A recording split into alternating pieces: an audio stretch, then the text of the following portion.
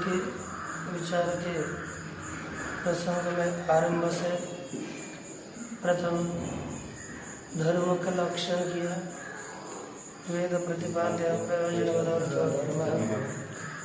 और धर्म यागादि ने और धर्म इस पंक्ति से यागादि को ही धर्म कहा। ये चेत स्वर्ग काम, इस वाक्य के द्वारा स्वर्ग को उद्देश्य करके पुरुष के प्रति याग का विधान किया जाता है। अरे आगे आगे चलो, यहाँ पर इस तरह से याग का विधान किया। ये जग में दो अंश धातु और प्रत्यय में भी दो अंश है। दोनों के द्वारा भावना का प्रतिपादन किया जाता है। पुरुष प्रवृत्ति अनुकूल भाव तो व्यापार विशेष भावना, ये सामान्यतः भवित्र भवनानुकूल भाव व्यापार विशेष भावना है सामान्य लक्षण की भावना का। उसके बाद पुरुष प्रवृत्ति अनुकूल भाव व्यापार विशेष शाब्दिक भावना, इस तरह से शाब्दिक भावना का लक्षण किया। उसके बाद आर्थिक भावना का लक्षण किया कि प्रयोजन क्रिया विषय व्यापार आर्थिक भावना। उसके बाद वो तीन अंशों के वेद का लक्षण किया।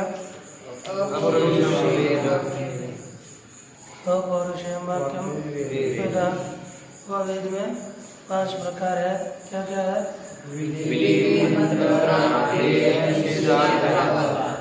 ये 5 उसके बताए है। ये आप दोनों बोलना नहीं, इनको बोलने के लिए 100 मिनट फिर बाद में पीछे बोलते हैं, ऐसा नहीं, आगे बोलना चाहिए। उसके बाद एक बताओ, ये कौन विधि बताई गई? क्या है गुण विधि का लक्षण? अरे मैं गुण विधि कह रहा हूँ।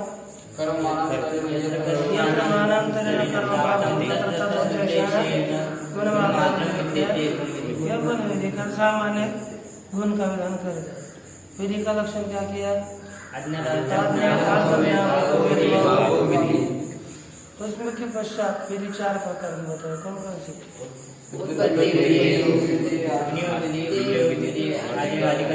उत्पत्ति विधि किसे कहते हैं बताओ? कब कह रहे थे? हमको पूछे ही नहीं, आज वही पूछ लिया। हाँ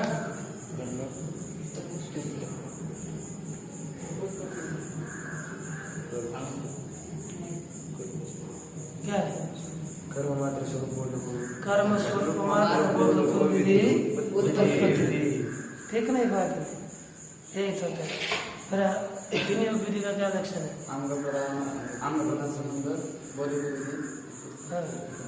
अरे बताए ना, श्रुति किसे कहते हैं? श्रुति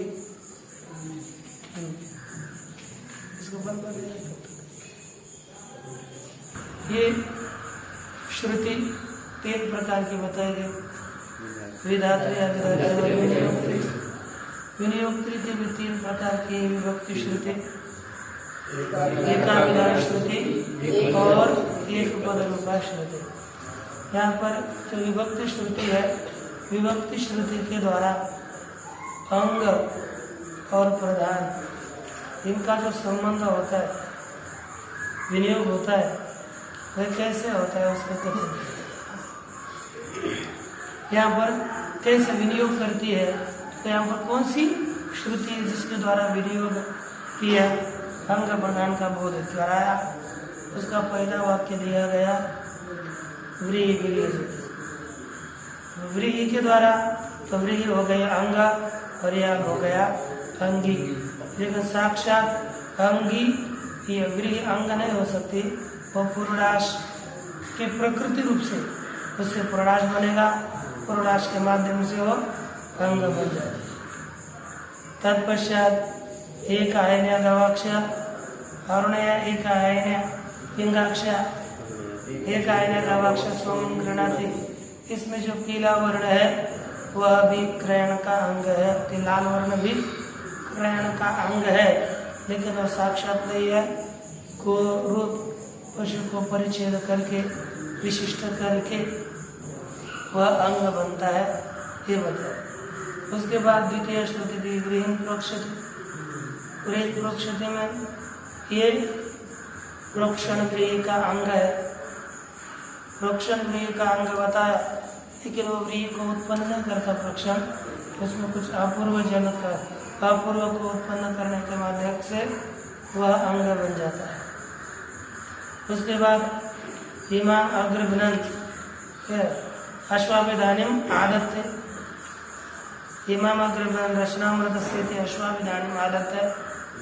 इसमें एक है अश्वाभिधानिम आदत्ते एक वाक्य, और दूसरा है इमाम अग्रभिनंत रचनामृतस्य, यह दूसरा वाक्य है कि नहीं? दो वाक्य है। तो यहाँ पर गधे की रचना रज्जु और घोड़े की रज्जु, उन दोनों के रज्जुओं को ग्रहण प्राप्त होता है। तब इस द्वितीय श्रुति के द्वारा इमाम अग्रभिनंत रचनामृतस्य ये किया, और आगे श्रुति दी, पीछे मंत्र और आगे श्रुति अश्वाभिधानिम आदत्ते। किसको ग्रहण कर लेता है? अश्व की रज्जु को ग्रहण कर लेता है। तो इस मंत्र का विनियोग किसमें किया? घोड़े की रज्जु को ग्रहण करने में, है ना? तो यहाँ पर यह मंत्र घोड़े की रज्जु को पकड़ना इसका अंग हो गया। मंत्र इस मंत्र का उच्चारण करके घोड़े की रज्जु को लेना है, यह इससे ज्ञात होता है। दूसरी सप्तमी श्रुति दी। उसके बाद यदि आवनीय जो होते, होम करना है तो किस अग्नि में करना है? तो क्या आवनीय अग्नि में होम करना है। तो आवनीय ये सप्तमी श्रुति के द्वारा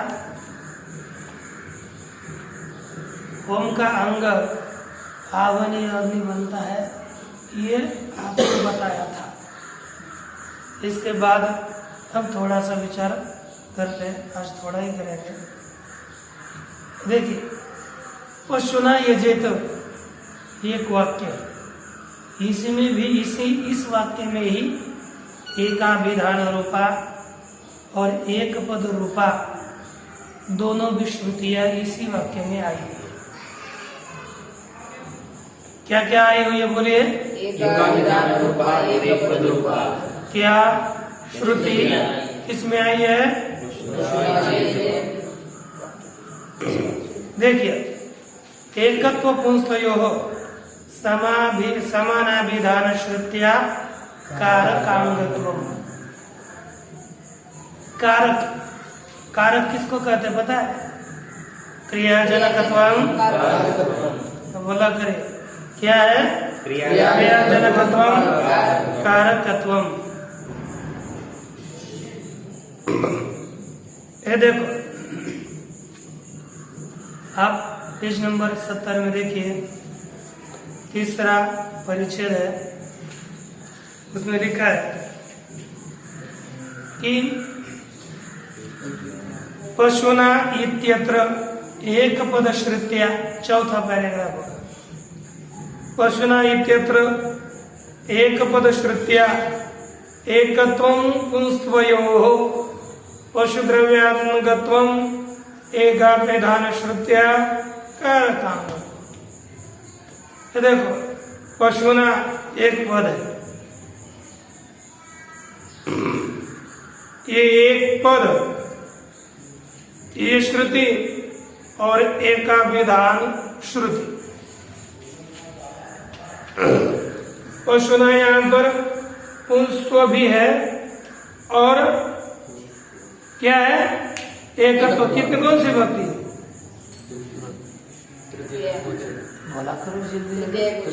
तृतीया का एक वचन।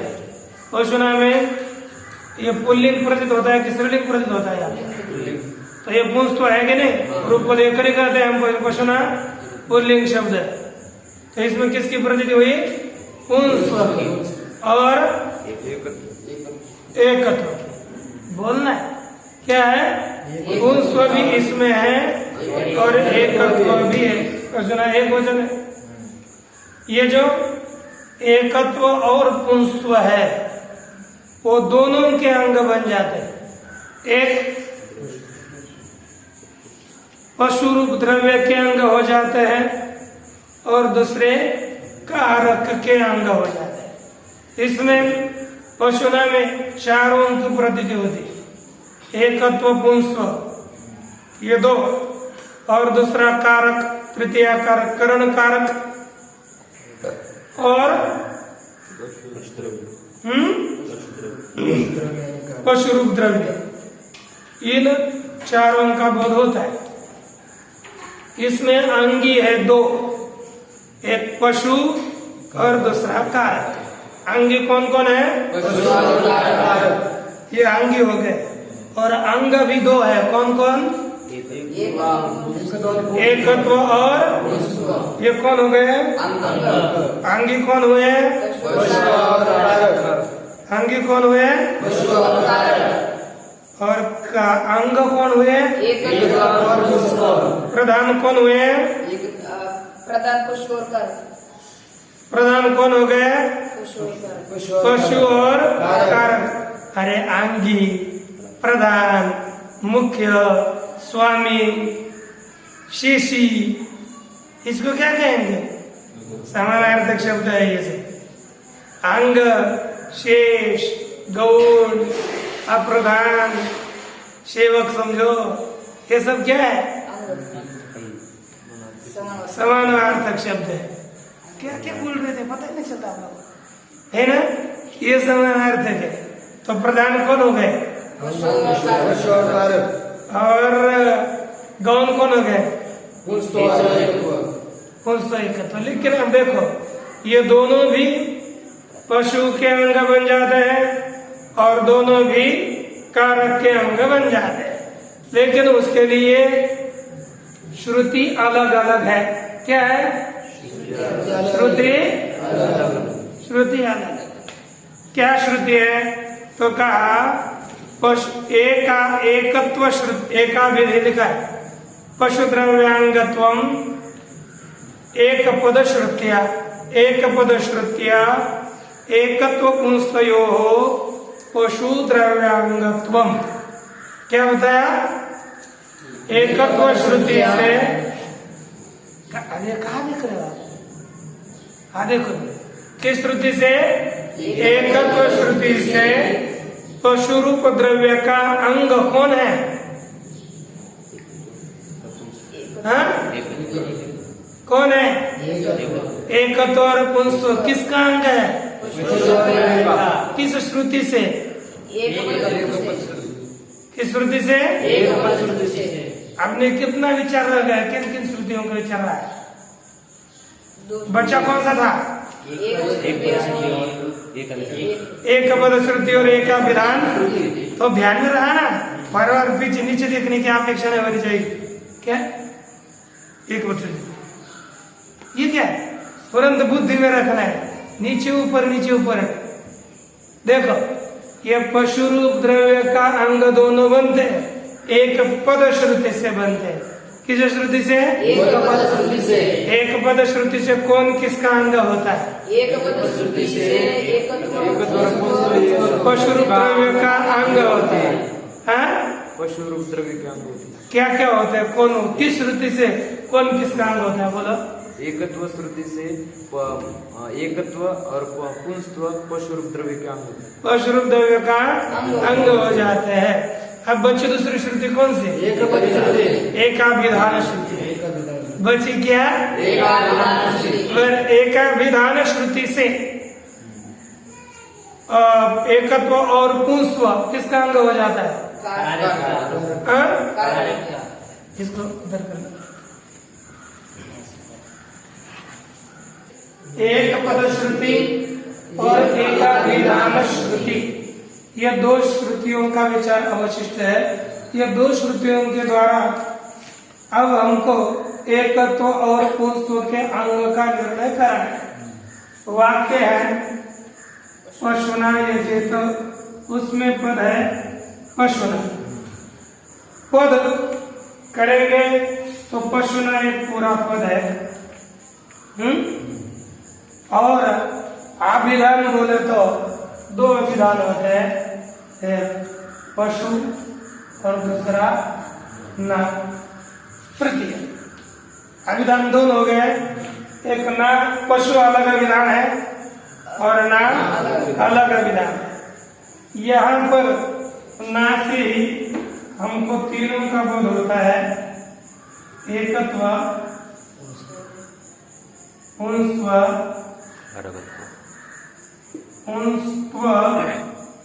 और कारक, करण कारक, प्रत्यय से करण कारक। और यहाँ पर पशु ये अर्थात ये एक अभिधान हुआ, इसमें तीनों की प्रतीति हो गई, एकत्व, पुंस्व, कारक। ठीक, उसके बाद ये पशुना पद है, इसमें प्रतीत होते पशु, एकत्वम, पुंस्वम,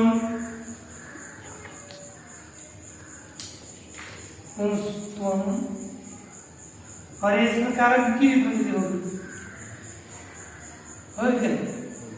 अब यहाँ पर ये हो गई एक पद श्रुति और ये हुई एकाभिधान श्रुति, है ना। ये एक पद श्रुति पशुना और एकाभिधान श्रुति ना। एक अभिधान अलग, ना कुछ अलग बोलते हैं, एक ना। अब यहाँ पर इसमें मुख्य है पशु। ये सब किस में रहते हैं? एकत्व, पशु, पुंस्व, पशु, ये दोनों में गौण है कि नहीं? रहते किसमें? पशु में। तो मुख्य कौन हो गया? तो अंग कौन हो गया? एकत्व और पुंस्व अंग हो गया। अंगी कौन हुआ? पशु। तो इस एक पद श्रुति से एकत्व और पुंस्व किसके अंग है? पशु के अंग है।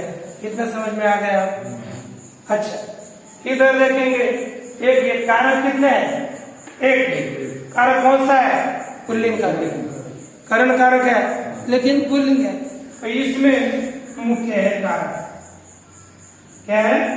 कारक। तो अंग कौन हो गया? और अंगी कौन हो गया?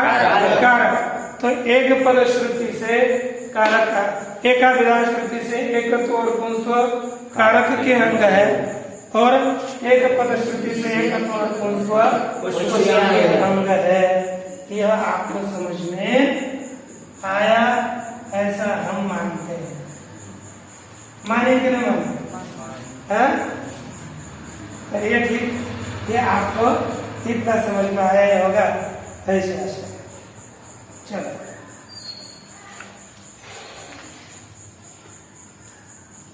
इसके बाद है यजेत इति आख्या अभित संख्यायाः भावना अंगत्वं समानाभिधान श्रुतेरेव एक पद श्रुत्या च यागानुगत्वम्।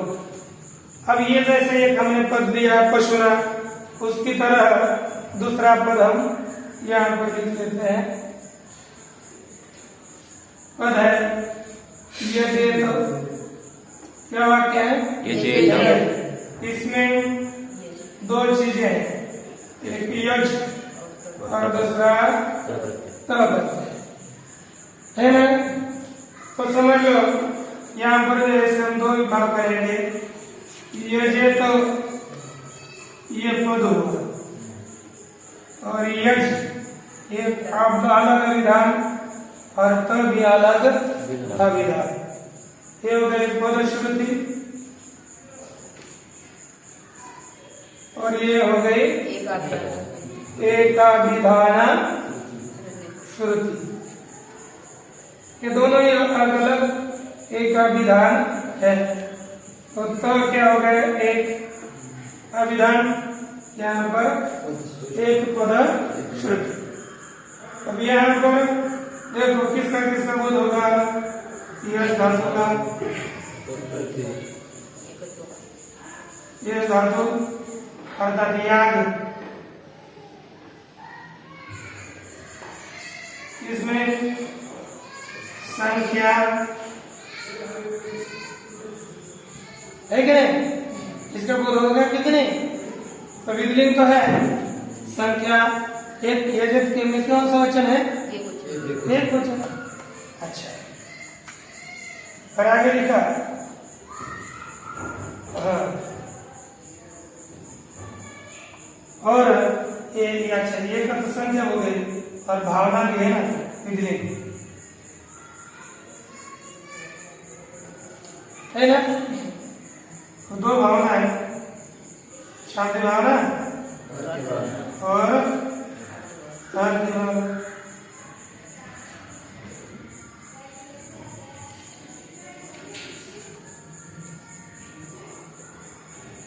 लेकिन हमारा भावना रूप चार्ट भावना है ना, उसमें अन्वय करने वाला। तो देखो ये भावना से सामान्य भावना पद्धति तो में क्या क्या आएगा? तो में संख्या और भावना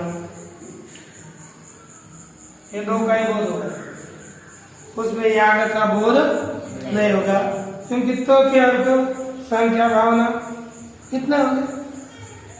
तो हमको विचार करना ये संख्या है, संख्या अंग है। संख्या कौन है? अंग। अब ये अंग बन जाती एक पद श्रुति से दूसरा का अंग और एक विधान श्रुति से दूसरा का अंग। ये देखो इसमें मुख्य क्या है? याग। क्या है? याग। ये संख्या किस में रहेगी? याग। तो एक पद श्रुति से संख्या किसका अंग है? याग का अंग है। ठीक है। यजेत इति आख्याताभिहित संख्यायाः। यजेत ऐसे आख्यात के द्वारा बताई गई जो संख्या, वह संख्या उस संख्या में भावनांगत्व है। क्या है? भावनांगत्व है। वो भावना का अंग बन जाती है। लेकिन किस श्रुति से? समानाभिधान श्रुति से। समानाभिधान श्रुति से ये संख्या किसके अंग बनती है? संख्या किसका अंग होती है? अच्छा, किस श्रुति से?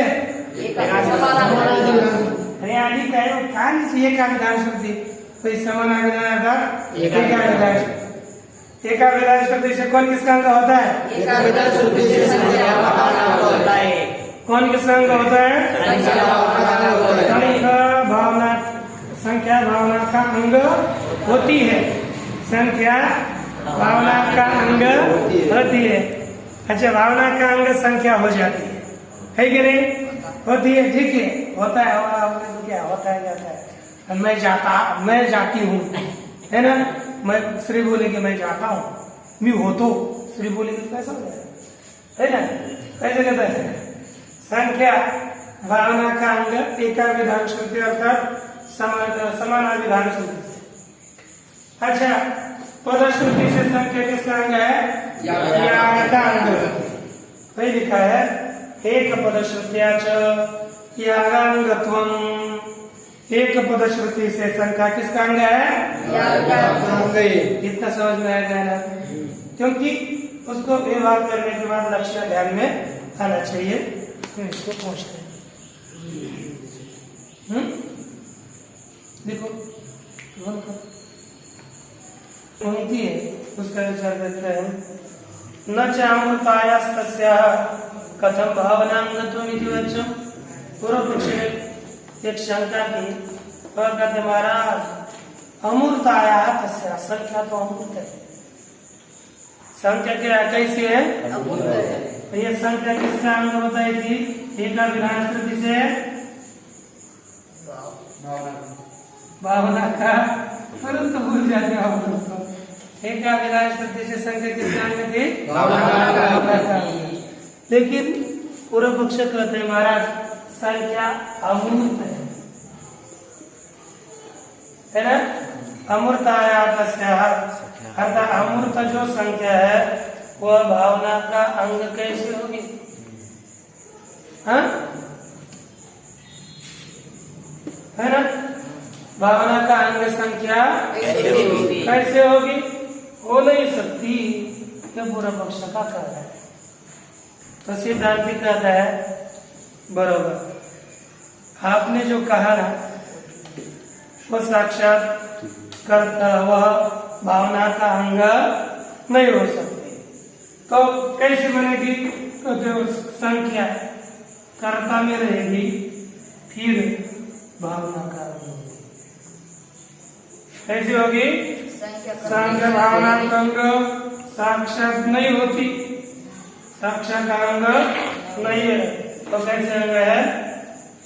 संख्या कर्ता में रह करके वो भावना का अंग बन जाती है। कर्तृ परिच्छेद द्वारा तदुपपत्ते है, अरे कर्ता को परिच्छिन्न करके अर्थात कर्ता को एक करके अर्थात एक कर्ता होगा उसके माध्यम से वह भावना का अंग हो जाती है। एक आदमी का एक प्रयत्न है ना, तो यह कर्तृ परिच्छेद के द्वारा भावना का अंग हो जाते हैं। फिर शंका हो गए तो कर्ता कहां से आ गए? कर्ता की प्राप्ति कैसे हो गई? तो सच आक्षेप लभ्य, वह कर्ता आक्षेप लभ्य है, अर्थापत्ति से प्राप्त होता है।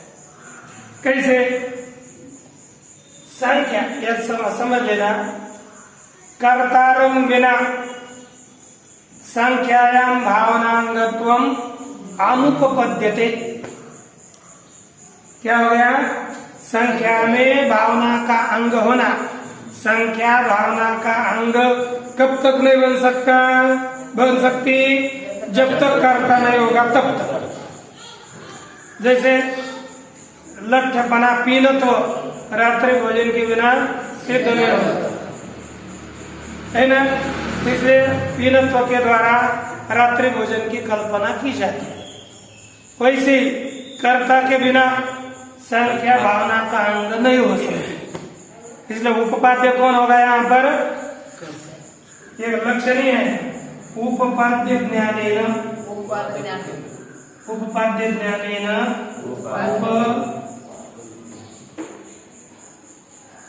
उपपादक कल्पनम। अगर उपादक ज्ञान उपपादक की कल्पना करना अर्थात उत्पादक का ज्ञान होना, यही अर्थ है।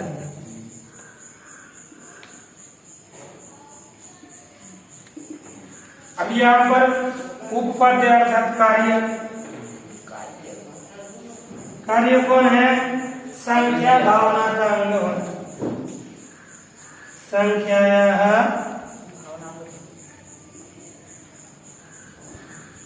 भावनांगत्वम यह कार्य है और कारण है, उपादक है कर्ता।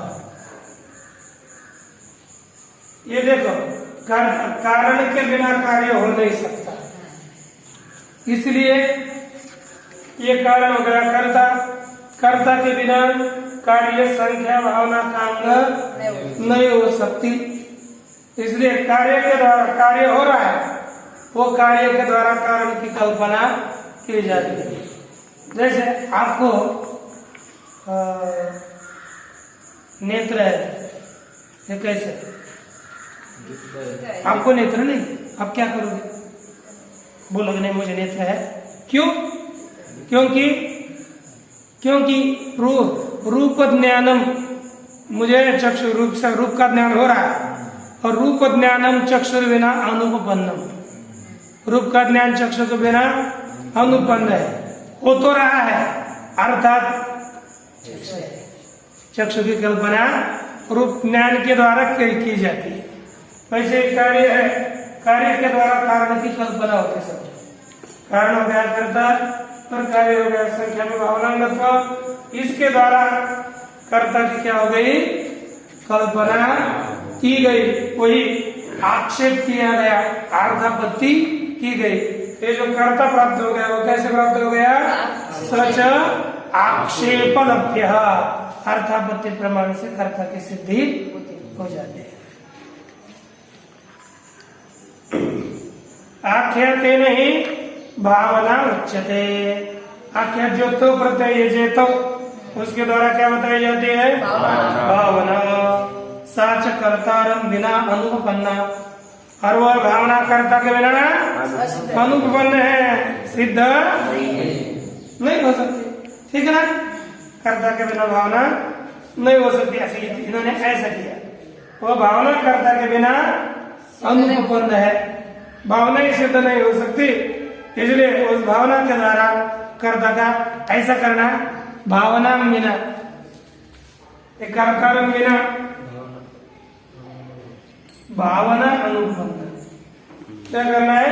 कर्ता के बिना भावना अनुपन्न है, अनुपन्न है, अभाव है। अर्थात व्यापार, व्यापार किसके द्वारा हो सकता है?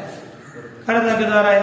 तो कर्ता के द्वारा भावना, कर्ता के बिना भावना असिद्ध है।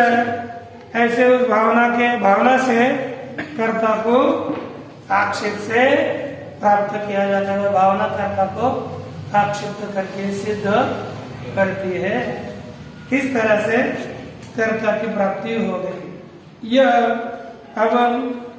अंगांगी भाव हमको सामान्यतः बताया गया श्रुति प्रमाण। दूसरा प्रमाण आता है सेयम श्रुति लिंगादिभ्य प्रबल। वह श्रुति लिंगादि प्रमाणों की अपेक्षा से प्रबल है। लिंगादि प्रमाण दुर्बल है और श्रुति प्रमाण ही प्रबल है। यही सूत्र में बताया है। कौन से सूत्र से है? बोलिए। अगले है 80 पेज में टीका में अंतिम पंक्ति है, श्रुति लिंग वाक्य प्रकरण स्थान समाख्यानाम समवाय पारदौर्बल्यम अर्थ विप्रकर्षात्। अब क्यों अर्थ विलंब से करते बोध करते हैं? इसलिए वह दुर्बल है, लिंग दुर्बल है और श्रुति प्रबल है। क्या लिंगादिषु न प्रत्यक्षो विनियोजक शब्द। लिंगादि जो प्रमाण है उसमें साक्षात विनियोग करने वाला एक भी शब्द नहीं है, और श्रुति तो साक्षात विनियोग करती है। शब्दों है ना, विनियोजक साक्षात शब्द नहीं है, किंतु कल्प्य। फिर उसमें कैसा है? कल्पना करनी पड़ती है, और कल्पना के द्वारा एक लिंग पहले एक वाक्य की कल्पना करेगा फिर विनियोग करेगा, और श्रुति साक्षात विनियोग करती है। इसलिए श्रुति प्रबल और लिंग दुर्बल। अब ये कैसे ये कल्पना करता है लिंग श्रुति की? अर्थात लिंग पहले एक श्रुति की कल्पना करेगा, उसके द्वारा विनियोग करेगा, और श्रुति तो साक्षात श्रुति है और साक्षात विनियोग कर लेती है। ये कैसे करती है इसको हम कल देखेंगे। प्रणमादाय प्रणवादाय प्रणवादाय। ओम शांति शांति।